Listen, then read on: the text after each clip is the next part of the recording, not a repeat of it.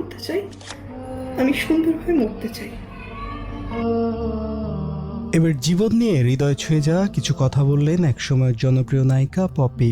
এই এক জীবনে তার দুঃখবোধ, পারিবারিক টানাপোড়েন মানুষের ভেতরটা নাড়িয়ে দিয়েছে। এরই মধ্যে তার ভাইরাল হওয়া ভিডিও সবাইকে কাঁদিয়েছে। জীবনের এই পর্যায়ে এসে পপি চাইছেন জীবনে যত পাপ কামিয়েছেন সবকিছু ধুয়ে মুছে একেবারে নিষ্পাপ হয়ে তিনি মরতে চান।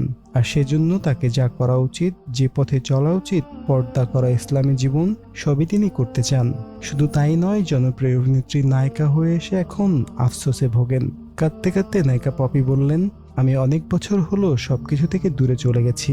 দেখুন, মানুষ কতদিনই বা বাঁচে। যে কয়দিন বাঁচবো সুন্দরভাবে বাঁচতে চাই, একটু ভালো থাকতে চাই, একটু ভালো খেতে চাই, আল্লাহ খোদার নাম নিতে চাই। তিনি আরো বলেন, পারিবারিক কারণেই কাজ করতে গিয়ে মানুষের কত গালি খেয়েছি, যতটা পাপ কামিয়ে